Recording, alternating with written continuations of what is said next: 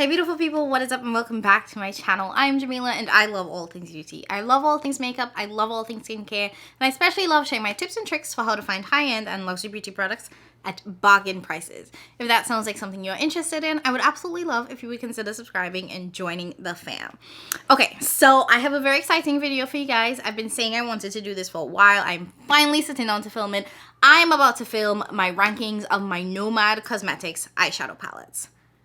Oh child, now this was hard because I really like Nomad Cosmetics. I have really grown to enjoy their formulas. I think that their palettes are so well thought out. And let's just back things up a little bit. If you don't know about Nomad, they are an indie makeup brand that is themed around travel. Travel is my first love. Makeup is like my second.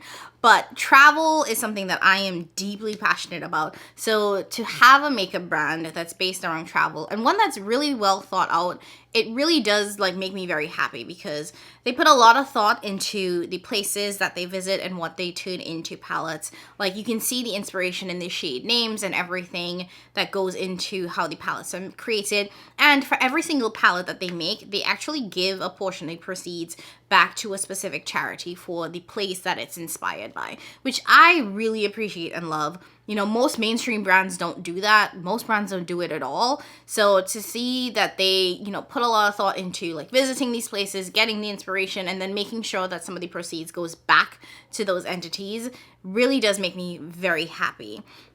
Now, when it comes to the Nomad formula, it is also one that is very different from, in my opinion, most indie brands because it's not the super sparkly in the face type of shadows. It's a little bit softer, a little bit more wearable. You still get nice shine and impact, but it's definitely not the like high, wet, crazy multi-chrome shadows that you probably expect from indie makeup, which is why I really appreciate this in my collection because I do think it adds something different. I feel like it definitely fills a niche in the indie market, which I have grown to really enjoy. They also don't release a ton, so, you know, it's not hard to like collect their palettes because you're not buying a new palette every month. I'll say that. All right. Now, that being said, I do have 8 palettes from the brand, some of which I was gifted, some of which I purchased on my own. I'll let you guys know as I go through the rankings. But yeah, I've talked enough. Let's dive into my rankings of my 8 Nomad Cosmetics palettes. Okay, coming in at number 8 is the only palette that I don't think I actually like from the brand, and that is the Fêtes de Provence palette. Now, this was inspired by France, wine country, and it's the only one that I actually didn't really like. And that's because the top row, for the most part, is very light, very dusty, very ashy on me. And if it's one thing I don't think I deserve in this life, it's ash. So because I had a lot of problems with some of the lighter shades in this palette not being super great for my complexion, this is falling at the bottom of the list. Now, these two columns here work really well, and I was able to get a beautiful look out of this. This yellow shade, the shimmer shade, is hella confusing because it looks yellow in the pan. On the eyes, it shows up green. It's just really weird. I feel like everyone I've seen apply that yellow shade, it looks completely different. And of course, depending on your skin tone, your undertone, shadows can look different, but it was doing some things on some people, and I was like, what is happening? I was confusion. And the other thing too is that these two shades, while they are different enough, I felt like they were somewhat similar. And once you put them next to each other in the eyes, it was like, what was the reason, you know? And I did not like these two shimmers. So because when I look at like half of the palette and I'm just like, not really feeling it, this one falls at the bottom because it's the only one that I think didn't perform really well, and especially for my skin tone, and I'm medium deep. I can imagine how it looks on darker skin tones. Although I do have my girl Shani, she likes it. So if you are a deeper skin tone and you can make this work, I am very, very happy for you. I've said this before, I am not a professional.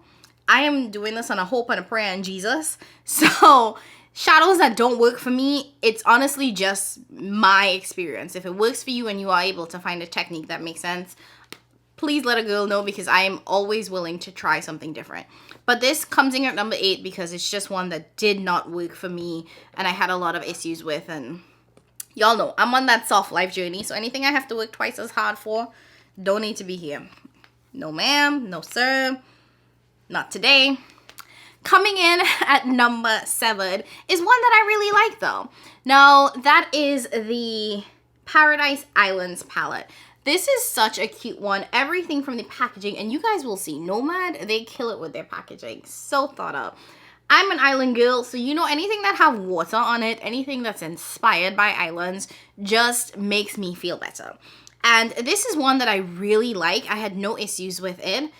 And it's one that I've described as pastels for black people because it really is a pastel type of palette for someone of a deeper complexion. If you are lighter, you may look at me and be like, girl, what you talking about?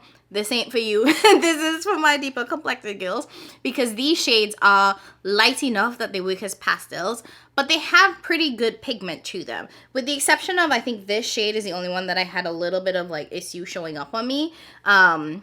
I found that all of these shades work really well. Now, the one downside of this palette is, as you can probably tell, there's no deepening shade. It is a light palette. So this is definitely one of those that I reach for in like the spring type of months. It's like spring, summer. Whose car is that? Anyways, so because all of the shades in here are really light, because there is no deepening up shade, like I would have appreciated like a deep rich brown or even a black that could be used to deepen up any of these shades. But I get it. The vision was keep this light, so I respect it. But that's kind of why this ranks a little bit lower, because I always like having the option to go just a little bit deeper, and maybe I'm just that type of person. But overall, I will say these all perform really well. You know, some of these top shades, you might have to do a little extra zhuzhing if you are a deeper complexion, because like I said, pastels for deeper complexions, but you know, if you have a darker complexion, pastels need a little extra love. So just something to keep in mind, but I do think the quality in there is really nice. Coming in at number 6 is the newest collection to the Nomad family, and I should say I was gifted these two from the brand. So Fêtes de Provence and Paradise Islands, I was gifted that. I was also gifted the newest release, which is the Hudson Valley palette. Now this was inspired by fall. It's inspired by one of the owners' hometown, which I think is so cute, and you can see how really well thought out this is. And this is a beautiful palette. This is literally fall in a palette. Now, having played with this a few times, one of the things I will say is that I feel like the mattes in here were given a little bit of an upgrade. Something about these felt like they had just a little bit more punch to them, and in a good way. Like they were super pigmented, but easy to blend. Not pigmented where they kind of just sat on the lids and stuck there. They were really beautiful. They blended really well. I think that this is one of the best, you know, curated palettes that they have. And it's like the simplest. What I really appreciate about this is that it's like, you have the one row of mattes, and then you have like the cool tone, and then you have the warm tone side. Now this is ranking a little bit lower for me because this is one of the palettes that I struggle to come up with looks for, because for me, I see one warm look, one kind of cool look. And I'm having a hard time mixing and matching and thinking across this and coming up with really unique looks that kind of aren't just orangey red or green. Like that's where I'm struggling. So it's ranking a little bit lower because it's one of those palettes that I look at and I'm like, I don't see looks. I see 2 looks, maybe 3, but not a ton more. And for a 15-pan eyeshadow palette, I want to be able to see like at least 5 different looks like that. But I know a lot of other people who love this, who I've seen create really unique, interesting looks that work across all of the shades. It's just, it wasn't clicking for me, and that's a me thing, to be honest. What I want to point out too is that this red shade here is one of the best matte reds that I've ever used. A lot of times reds, once you apply them to the eyes and you start blending, they can turn pink. But this one stays a true, really vibrant, rich, true primary red. And it's one of the things I love about this palette the most.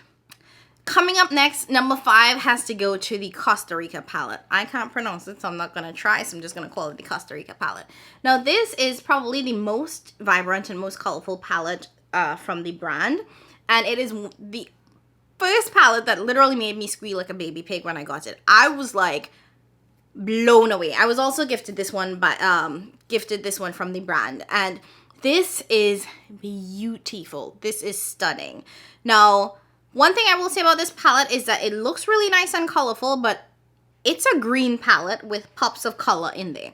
once you really start looking at this color story, you will realize that all of the shimmers, with the exception of this one, is green. So you have like a blue green, deep green, lightish, true kind of lime green, and this is a green pink shade. So all of the shimmers lean green, and if you are someone that must use a shimmer in your look, you're gonna end up with a green look. Where you really start to see the pops of color is in the mattes. So that's one thing that once I started playing with this more, like I was first like, oh my gosh, it's a bright, colorful palette. And then the more I played with it, the more I was like, oh, this is a green palette with pops of color throughout. Now, I do like that they are pops of color because it can really like give you a little extra something in your look. And you don't have to create a green look. I actually did a pink purple look with, you know, the pink and the purple shade here and this green pink shade, which is a multi-chrome, and it does tend to take the shade that it's next to. So because it was next to a pink shade, it looked more pink than green. So, and then you also have this purple shade here too. So you don't have to necessarily end up with a green look. But it is hard to not end up with a green look because the deepest shade in this palette to this one here, it looks like a deep brown, but it's actually a deep green brown. So once you apply it to the lids and you start blending it out, you really start to see the green. And that's one of the things that that to me makes this rank a little bit lower, is that because it is such a green heavy palette, that it doesn't have as much versatility as I hoped it would. Like I would love to have like very distinct looks that didn't have any green in it. And it's hard to do that, you know, when all of the shimmers are green, with the exception of one. Coming in at number 5 is my first Nomad palette that I ever purchased, and that is the America's Parks palette. This is the one that got me interested in the brand. I just thought that it was such a beautiful palette. Like the packaging is stunning, the thought process is really gorgeous, and then when you open it up, I thought that this was a really unique color story. I looked at this palette and I saw looks by column and by row, and I was just really blown away with the color story.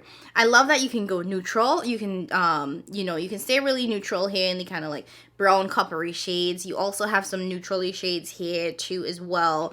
You have more like red shades. So you can stay kind of neutral with these colors, but then you also have green and you have burgundy shade. I feel like there's a lot that you can do with this, and when I saw this palette, I immediately saw different color looks, different combinations that allow me to have something that's simple, neutral, everyday, or with a little pop of color.